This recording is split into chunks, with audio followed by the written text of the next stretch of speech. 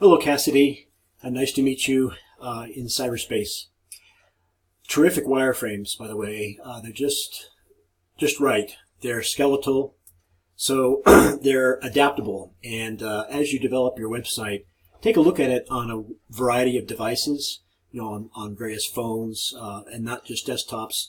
If you can, if you have access to a laptop, a tablet, take a look at your website there too. All part of browser testing.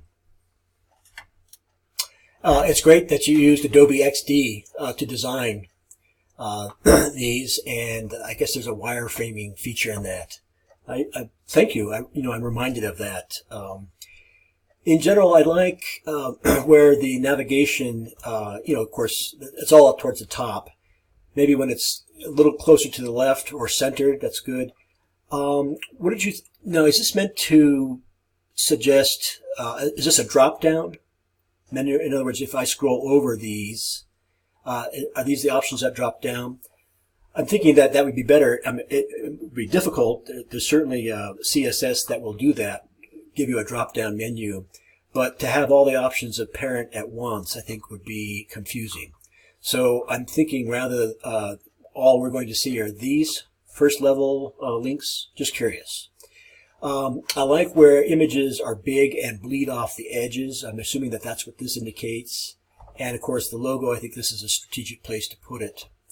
Now in this case, would you have text reserved in this box? Could be interesting and nice. And then just have a large image in the background. In general, a few images that are not tiled or mosaic, I think is better than many images that are small thumbnails with a white lattice work in between them. Optically, it's kind of annoying. So I think I like all of your sketches because it implies that there are large images in the background, and that's really eye-catching. I don't know. It's a hard choice. In your wireframes, start to think about a footer. Some part of the screen is going to have to be reserved for a footer, which, as you've learned, I think this week, is also an important part of every web page. Cassidy, this is really promising. And the first thing I noticed was that you've organized your weekly assignments into directories. That takes some figuring out. So good going on that. And then if I look at the code under here, now every browser has that feature. Let me zoom in so we can see what we're looking at.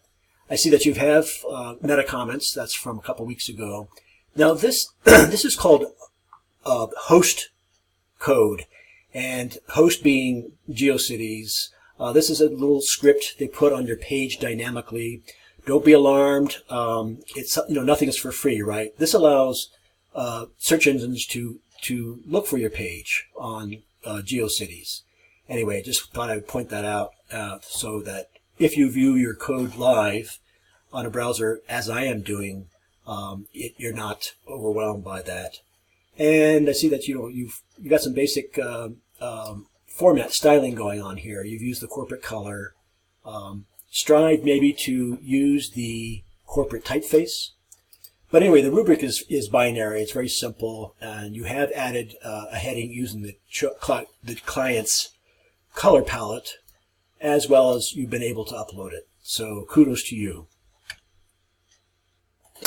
Cassidy, I'm assuming that I'm looking at is it GeoCities or is this your desktop? I see you have folders for the home page. That actually the home page probably won't have a directory. Index.html is the home page, and that does reside outside of any of these other directories. You only needed a folder or directory for media and pages, and of course, this may be dated. Maybe you have straightened this out since, because I see some of this is very early.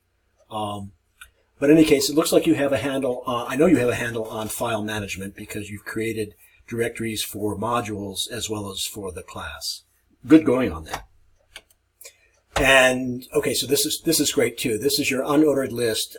So it should be I don't want to say a simple step, but the next step, of course, is making your navigation out of this.